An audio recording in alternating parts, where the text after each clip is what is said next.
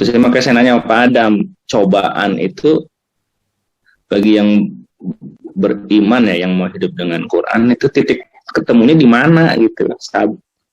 Bentuk apa namanya cobaan itu dari sisi penanggapan ilmunya gitu loh Pak. Ya itu tadi kayak misalnya ayat sumastawa ila samai wahya dukhon faqala laha walil ardi ya. Jadi alam semesta ini diciptakan Allah itu memang liyabluwakum ayyukum ahsanu amalan. Kalau li-nya itu kan li tujuan itu liyabluwakum, guna gitu. Jadi alam semesta ini berguna untuk gitu loh. Ini itu kan liyabluwakum ayyukum ahsanu amalan. Jadi alam semesta ini bisa diterjemahkan itu berguna untuk dia menguji kalian gitu. Dia bluwakum. Bukan ini ya bukan makna tersembunyi untuk budaya ya. Ya itu pasti alam. Itu kan sumastawa ila samai wa hiya dukhon faqala laha wal ardi ya. Itu masalah kalau ataina ta'in berarti kan pasti alam. Iya. Ya kan? Jadi pasti alam. Jadi yang rusak diri kita sendiri kan ya Pak ya. Gimana? Ya, kalau pasti alam kan udah ataina-ta'in. Ya, diri kita sendiri buat yang rusak ya. Iya itu ya, makanya itu sinkronisasi antara iman kita dengan pasti alam gitu. Nah itu untuk liyabluwakum ayyukum ahsanu amal. Kalau kita nggak bisa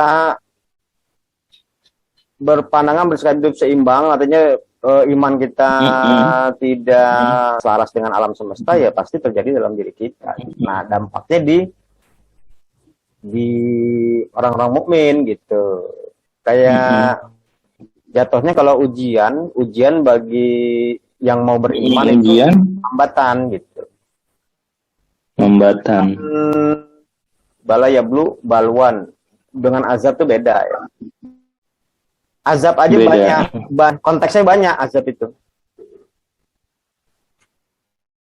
Kayak apa perilaku kita yang dulu Pak? Apa aja nggak gitu juga kali Pak ya?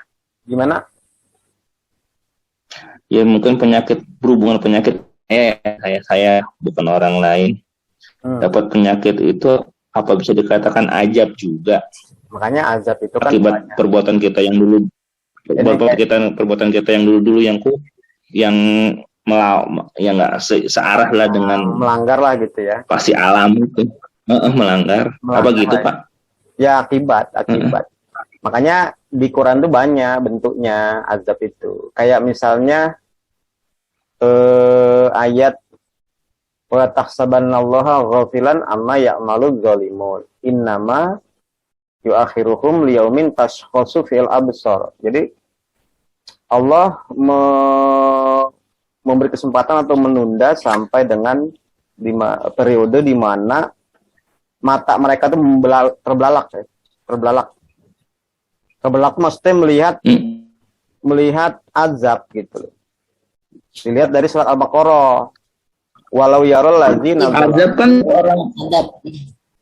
azab itu kan buat kufur apa buat mukmin ya? Waktu itu ada materi Pak Adam tuh bagi yang kufur, makanya belum selesai penjelasannya panjang itu. Terbelalak kan? Untuk menjelaskan itu panjang sistematiknya. Makanya kan itu saya jelaskan baru separuh itu. Jadi pada periode di mana mata mereka yang bersikap negatif atas bilang umat manusia terbelalak. Melihat apa? Terbelalak melihat. Ya. Berarti kan melihat kan? Hidup Islam satu penerapan hidup. Iya. Melihat apa? Apa jadi dia? Ya, melihat apa? Lihat soal Baqarah. Walau yarul ladzina zalamu id yarawunal azab. Objeknya apa? Nanti kelihatan. Walau yaro itu kan itu kan kata kerja. Objeknya apa di situ surah Al-Baqarah itu? Ada kan wa minan nasi may yattakhidhu min dunillahi andadan. Ya kan yuhibbuna billah. Berarti si kufurnya juga tahu Quran juga dong Pak sebenarnya. Kalau dia mata dia terbelalak dia Pak. Dia terbelalak tuh karena nanti larinya banyak ayatnya. Kan dia perbandingan dia Pak. Iya itu kan dia perbandingan nih, jadi mata dia terbelalak gitu. Ya makanya itu setelah wa yauma nab'atsu min kulli ummatin syahidan. Sebelumnya juga ada ayat kan, wa naza'na min kulli ummatin syahidan juga. Terus fakulna hatu burhanakum. Itu di YouTube bisa jelasin semua itu. Fakulna hatu burhanakum. Fa'alimu annal haqqa lillah. Ya kan? Jadi dari bawa ke sini argumentasi kalian, hasilnya apa? Fa'alimu, berarti mereka jadi mengerti kan? Fa'alimu annal haqqa lillah, bahwa yang haqqa lillah. Berarti setelah studi di situ. Haqqa lillah. Makanya saya bilang juga jadi terbelalak katanya. Iya. Assalamualaikum, Mbak. Waalaikumsalam. Waalaikumsalam. Jadi gini, intinya nanti kesimpulannya yang atas pilihan Julmat Muslim Society melihat kehidupan jannah, melihat jannah sana itu sebagai azab. Gitu. Kayak kita nih, kita sekarang melihat blok barat, blok timur, azab. Tapi dia itu azab. Kalau kata Pak Adam gitu. Jadi mukmin itu diazab juga gitu. Ketika timur barat bangkit, itu namanya diazab. Bangkit. Kita lagi di tapi kan kita kuat kan, cuma sampai mata kaki panasnya gitu, enggak sampai ubun-ubun gitu. Tapi kalau mereka ngelihat itu sampai ubun-ubun dia gitu. Ngelihat kehidupan jannah itu melihatnya sebagai azab yang pedih gitu loh. Ya kita nggak bisa tidak melihat kan, cobalah lihat. Yang tidak bekerja, satu orang bisa menguasai ribuan hektar tanah. Pedih nggak kira-kira itu? Iya. Bagi yang mukmin ya. Makanya di hadis tuh banyak, mukmin tuh bagaikan suatu pohon yang kuat, dihantam, dia tetap tegar gitu. Jadi tetap melihat azab juga kan. Jadi adil. Itulah yang dikatakan inna hadza lahul fauzul azim. Ya kan? Inna hadza lah. Sesungguhnya ini adalah kemenangan yang besar. Ini kemenangan besar yang mana? Limis lihadza fal amilun. Ya kan? Atas yang demikian ini, perumpamaan ini tuh yang di bawahnya maksudnya kalimat berikutnya. Ya kan? Kan am sajatul zakum. Jadi orang berbuat hendaknya atas perumpamaan seperti ini. Penujulan itu hidangan yang menghasilkan keberkahan, kemakmuran. Sajatul zakum itu inna sajatul zakum, makanan yang seperti air mendidih ya. Jadi itu perintah ya. Fal ya'malil amilun. Limisli hadza fal ya'malil amilun. Pelakunya amilun, ya kan? Ala amilun. Berarti yang sudah berbuat suruh berbuat lagi kan gitu kan. Limisli hadza fal ya'mal. Siapa ya subjeknya? Ala amilun. Pelaku berbuat kan? Ya kan? Bagi perumpamaan ini hendaknya si pelaku berbuat. Kalimatnya lucu ya kan?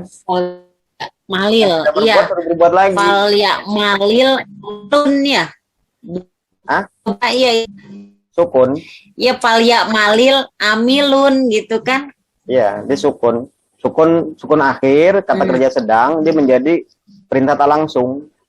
Perintah kepada pihak ketiga gitu. Jadi yang diperintah ya, itu al-amilun gitu, pelaku berbuat. Gitu. Ada lagi yang kalimat seperti itu fal yatawakalil mutawakilun. Ada lagi itu. Ada juga seperti itu kalimatnya. Bagi yang bertawakal, hendaknya bertawakal gitu. Iya. Ada kan? Kalau yang ini bagi yang berbuat hendaknya berbuat gitu. Bagi pelaku perbuatan hendaknya berbuat. Atas dasar apa? Yaitu khairun nujulan am sajatul zakum. Jadi dua-duanya diperintah. Nurjul umat itu diperintah Allah secara nggak langsung. Sebenarnya begitu. Tapi ada konsekuensi masing-masing atas kehendak masing-masing kan gitu. Nah disitulah diuji ya, gitu. Jadi sama-sama mendapat azab lah, mukmin mendapat azab. yang kufur juga dapat aja. gitu. Tapi kan kalau di hadis kan banyak mukmin tuh kuat ya di azab itu. Kalau syafaat gimana Pak? Syafaat Syafaatnya pertolongan pengertiannya. itu gimana sih Pak? Detailnya Pak? Ya mudah-mudahan dapat syafaat. Ya kita ini lagi dapat syafaat, mempelajari syafaat. Pertolongan Nabi itu kan kalau di yang saya tangkap nih benar-benar masih Islamis Pak. Dan kalau dalam karena setelah meninggal tuh Pak, syafaat. Yang bilang tuh habis meninggal dapat syafaat siapa? Hadis itu dipahami lagi. Iya itu benar, gimana sih sebenarnya proses itunya dongeng atau apa sih Pak? Iya, itu kan hadis itu langsung diasumsikan langsung ke akhirat semua itu. Padahal belum tentu langsung ke akhirat itu pengertiannya. Kayak Allahumma sholli ala Muhammad. Muhammad. Ya? Banyak yang model-model kayak gitu tuh. Jangan langsung diasumsikan arah ke akhirat terus gitu. Ya syafaat, ini kan Quran syafaat ini. Syafaat bukan ini. Mudah-mudahan mendapat syafaat. Pertolongan ya. Syafaat. Ini bisa bermakna kayak ketika anak Adam mati terputus kecuali 3 gitu. Maksudnya apa? Berarti yang 3 itu masih ada kan? Masih tertinggal kan? Berarti kan kalau terputus kan? Iya, terputus masih ada. Tertinggal berarti logismenya gitu. Kok dia bawa ke akhirat semua gitu. Makanya kan yang tinggal itu apa? Amal jariah ya kan, ilmu doa anak soleh gitu. Doa anak yang soleh, harapan anak yang soleh. Yang soleh itu yang tepat, yang berbuatnya sudah tepat. Harapannya apa? Ya, tinggal lihat di Quran harapan anak yang soleh itu apa kan gitu. Kok itu bisa ada anak? Anak berarti kan turunan orang tua. Berarti ada kesamaan pengertian orang tua, harapan orang tua itu sama dengan harapan anak. Jadi melanjutkan itu yang tinggal kan.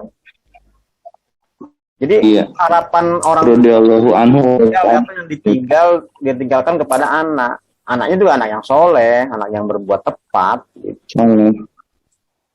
Itu yang tinggal kan, nggak terputus. Yang nggak terputus kan itu berarti yang tinggal kan, yang ada gitu. Itu silogismenya begitu. Ini kan dibawanya ke akhirat terus. Ya kayak misalnya ada ayat begini lagi nih. Ada ayat yang udah saya kasih juga itu.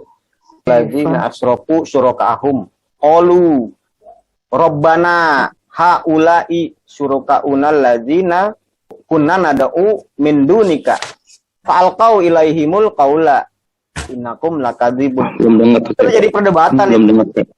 Ya kan? Itu perdebatan itu. Perdebatan antara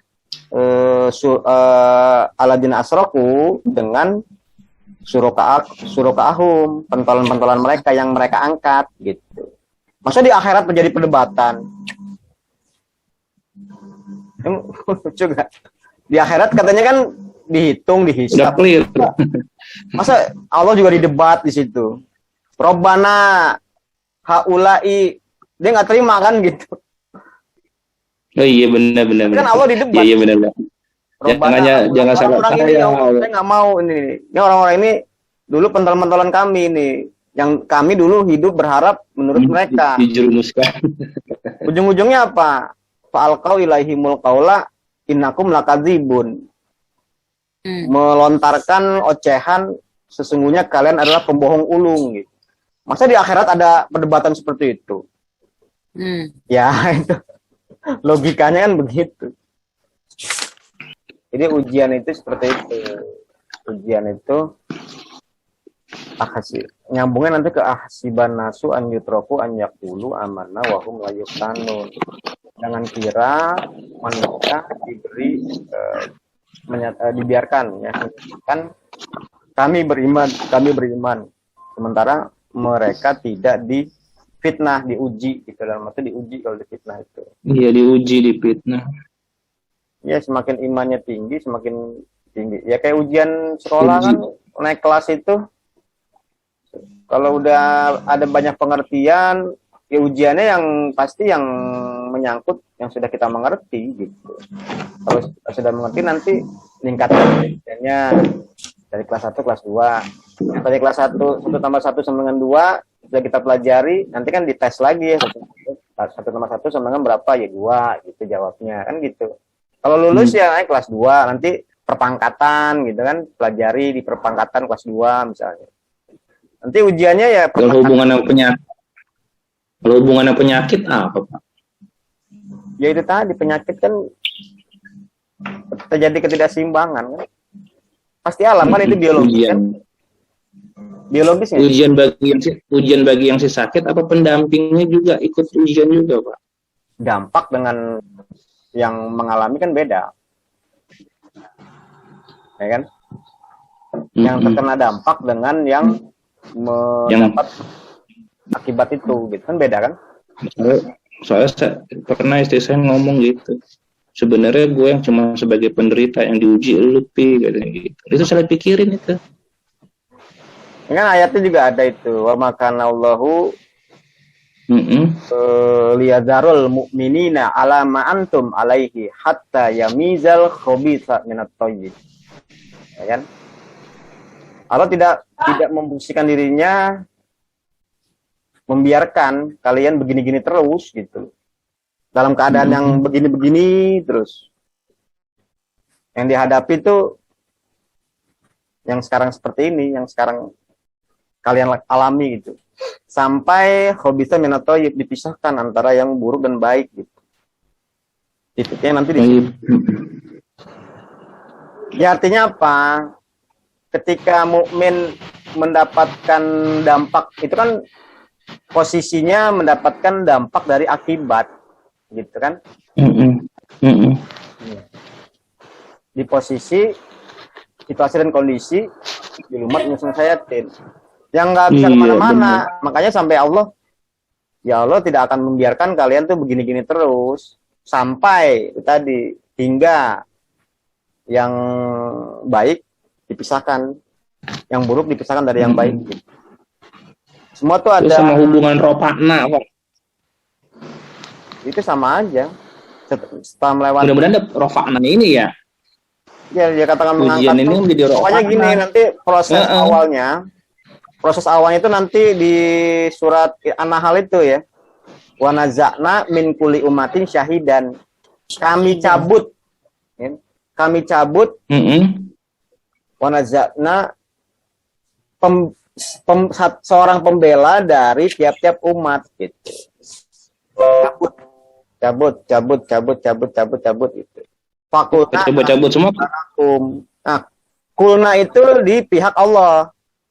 Kalau yang syahidun min kulli umatin syahidan tadi pihak yang Surakahum dan Aladin Asroku gitu. Jadi berhadapan gitu loh. Yang mukmin berhadapan dengan yang Aladin Asroku dan Surakahum. Itu disebutnya syuhada ya, syahidun. Kayak Nabi Muhammad. Yang ada argumen itu ya Pak. Ya. Yang ada argumen. Putus kok. Min kulli umatin syahidan. Seorang pembela dari tiap-tiap umat, dari tiap-tiap bangsa. Jadi tiap-tiap bangsa itu, tiap-tiap umat ada pembelanya, ada tokohnya gitu. Nah itu syahidunnya itu yang kami cabut gitu. Kami cabut itu maksudnya apa? Nanti bagaimana? Bertemu cabut, nanti bakal menjadi mukmin gitu. Melalui satu proses namanya fakulna atau burhanakum, diskusi ilmiah. Kebayang nggak itu? Nggak kebayang kan buat kita kan? Itu kalimatnya fakulna. Harus siap dulu keilmuannya gitu ya Pak. Ya.